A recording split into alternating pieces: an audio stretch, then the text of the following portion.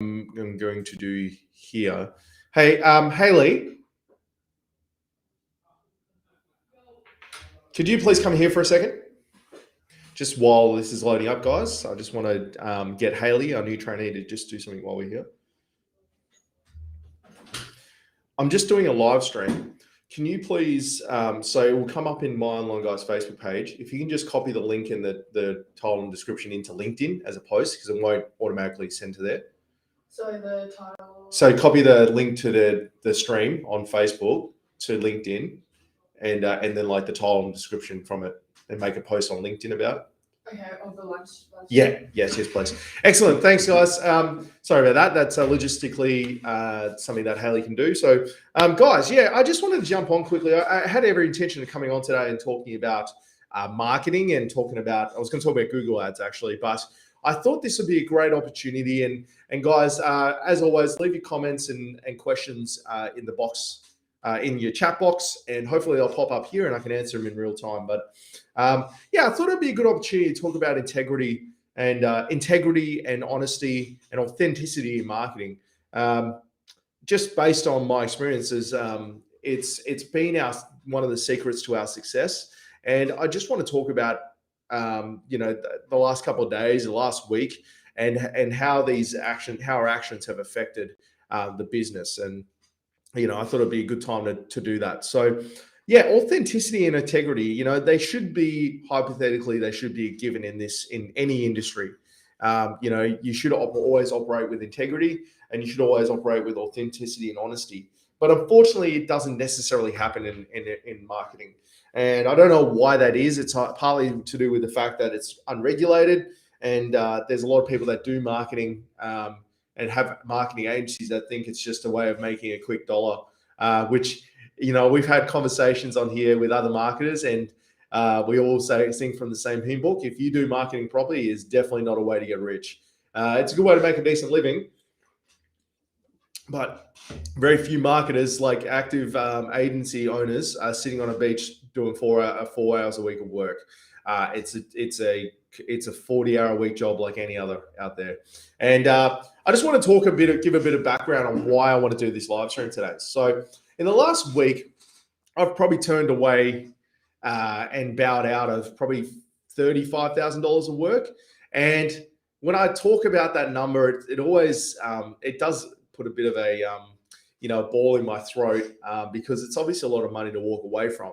But my integrity and my honesty and my reputation in the market is very important to me. It's your brand in marketing is one of the only defensible points of difference and unique selling propositions.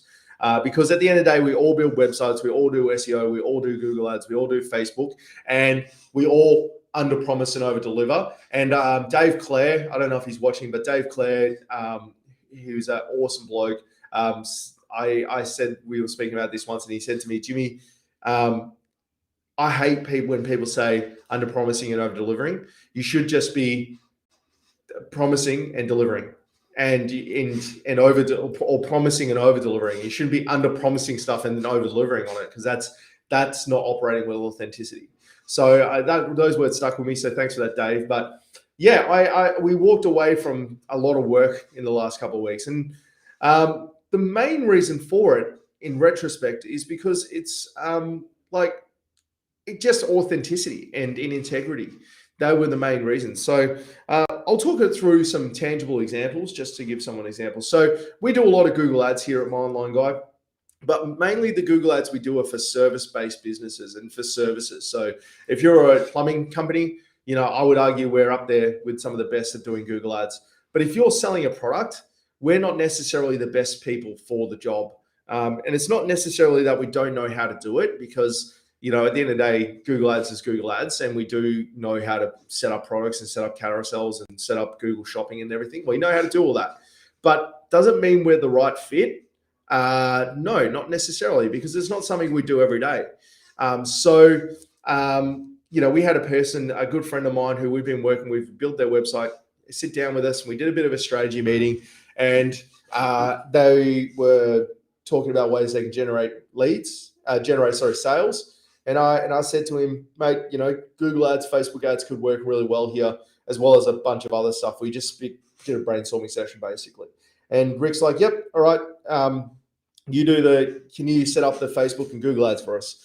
And I sat on this for a couple of days because I was like, A, I want to make sure we have capacity, but B is like, do we actually want to take this on?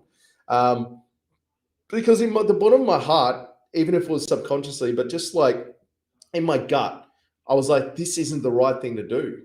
Not from as in like the client's perfect, good mate of mine, really good bloke, and sells a good product, but just as like, do I honestly, hand on my heart, think I'm going to get him the results he needs to justify the cost? And to be fair, he would have gone with me because he trusts me. And that's it's an awesome position to be in when people trust you explicitly. But I have always trusted my gut. So in my gut was telling me, don't do this because you can't guarantee that you're going to hit it out of the park for the guy. So why do it? Why do it if you can't? Why not try and help him find the best person, the best fit for the job? And so I reached out to my network and said, guys, like, is anyone interested? Can anyone take on any more retail clients? I've got a client here who needs Google shopping ads. And now there's a conversation happening. And I can sleep better at night knowing that I'm not just plucking money out of people's pockets for the sake of doing it. And, look, you've got to balance that with being in a position where you've got to take work on. I understand that.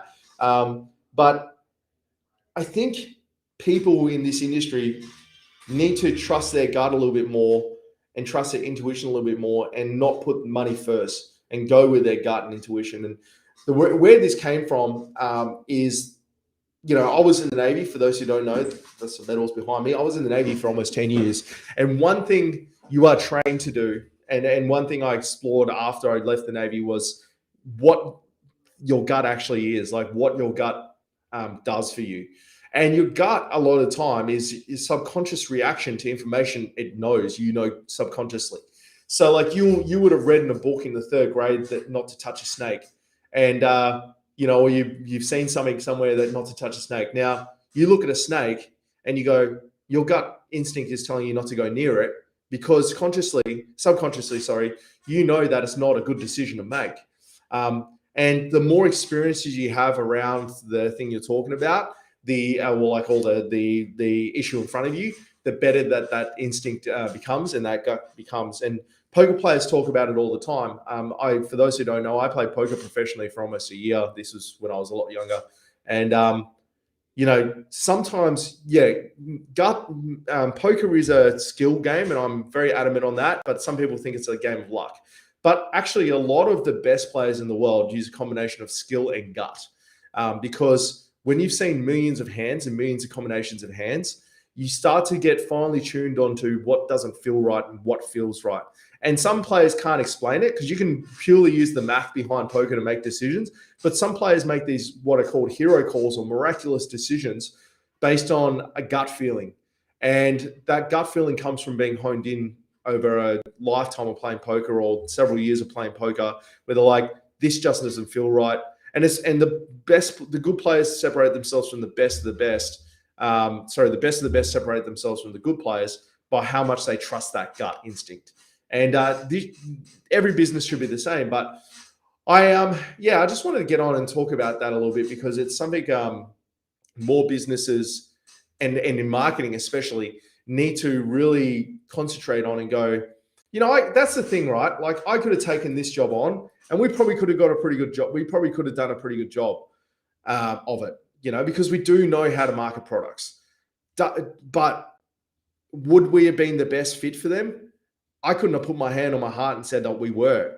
And to me, that is operating with integrity because it takes a lot of personal wherewithal to be able to basically walk away from several $1,000s.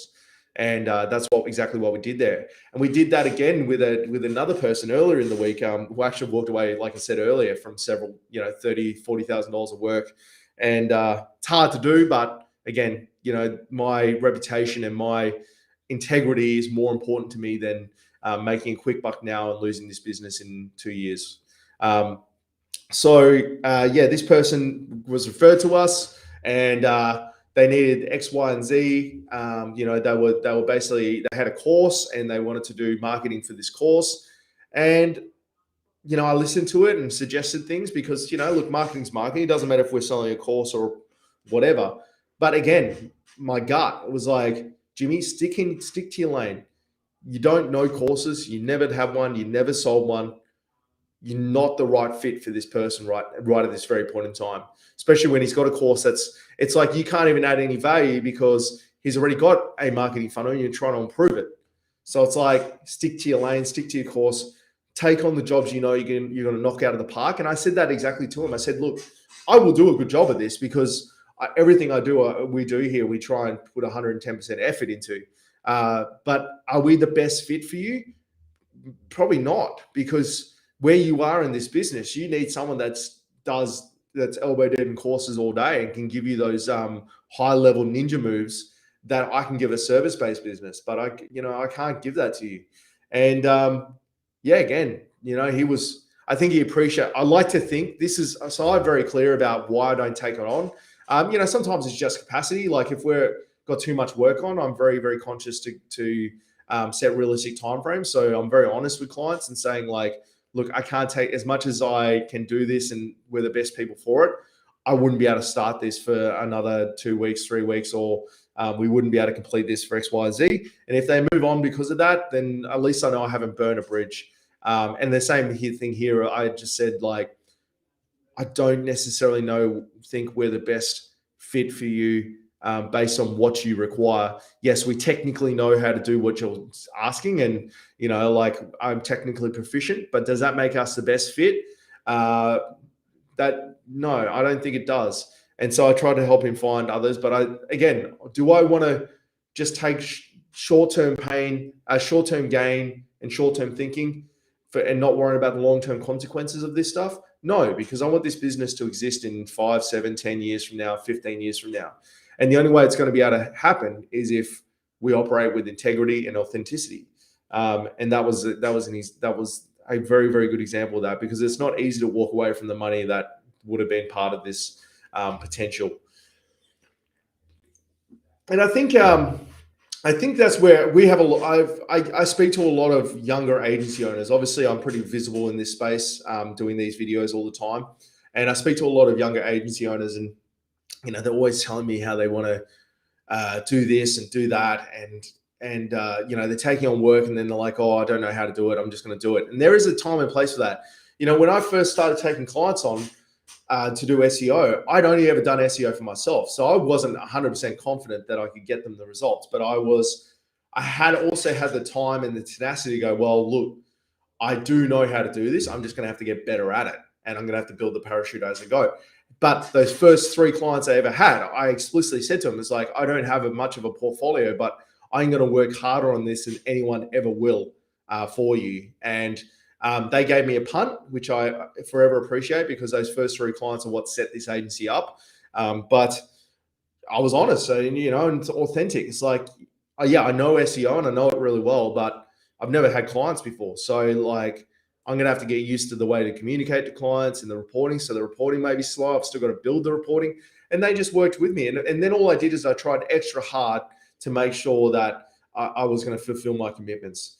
And I think, this is a bit of a rant and a bit of a self-reflection to make sure I made the right decision. Because quite frankly, like I said, the long and short of it is I just walked away from $40,000 of work. It's never easy to do that. And maybe I'm doing this video to give myself a bit of self-assurance that we're on the right path. Because, again, the problem with long-term thinking is it's short-term. It's very difficult to see the forest through the trees. And I feel like that this is one of those situations. But I think it's always been my true north in my whole life. Just operating with integrity, being the guy that, something that I've never been good at, that I've been getting a lot better at, is being the person that people can rely on.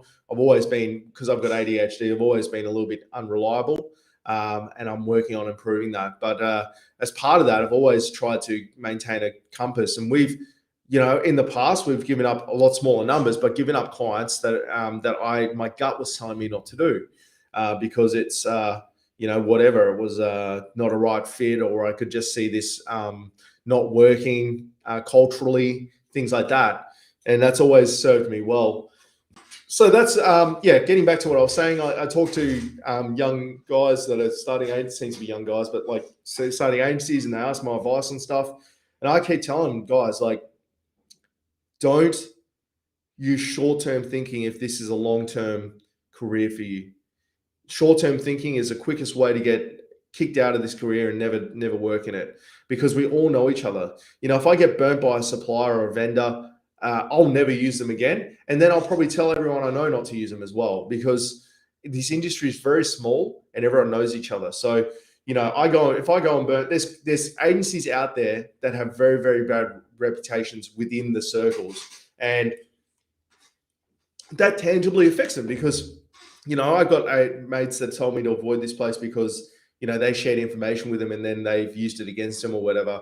And so, like, when they come and talk to me, I'll just never talk to them. I'm like, I'd rather, work with companies that have integrity, even if it's right or wrong. It's, as a business decision, it's better to just play my cards close to my chest. And every other industry is like this. Like, there's every industry has bad apples and bad characters, but I just feel like there's a disproportionate amount of cowboys in this industry relative to some others.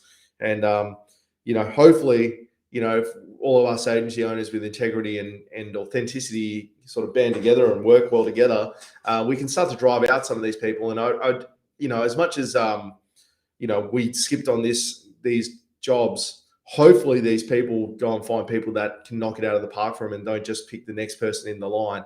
Because I don't know exactly, but I would think that I'm not in the majority that think like this. Just from the conversations I've had with others, they're like willing to duck and dodge and weave and get short-term gains, and the long-term will sort itself out. Whereas if you play a long game, you end up playing the game for longer. I just want to finish this video up here because I've got a lot to do this week. It's been a crazy week, which is really good. That's the other flip side of this too. It's all good for me to be holier and thou and high and mighty when you have a full book of work, right? When you're sort of staring down the barrel like 2 clients and you don't know how you're going to pay the bills next month, the dynamic changes as well. But I still think you can do that part with integrity and authenticity. It's easy for me to sit on top of the pile and go, yep, I'm better than you, holier than thou, whatever. That's not what this is about. It's more just like, hopefully, a bit of learning experience, a bit of reflection, this time in 2 years when, we've tripled our client base and, doubled our staff numbers, I can watch this video with a smile on my face and go, I made the right decision at that point in time. Because, there's a lot of agency like videos coming out of agencies about the nuts and bolts of marketing, but there's not really much about the mindset of actually running a business, and an agency is no different. And it just hopefully gives people unique insight to some of the ins and outs of that, because this is what it's about, right? Like, I will help anyone and everyone when it comes to marketing. If anyone wants to ever pick my brains, it's an open offer. If you're willing to buy me a coffee or a beer, I'll let you ask whatever questions you want of me. Like, I'm an open book when it comes to marketing. But not many people are willing to share the trials and tribulations of running one of these things. And I wish more people would.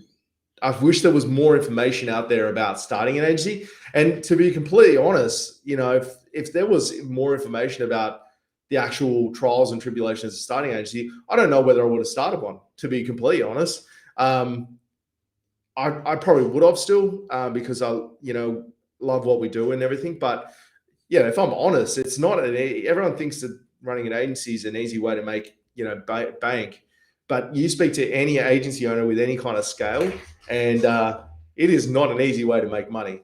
There is a lot easier with the amount of investment that you make into these places. There is a lot easier ways to make money.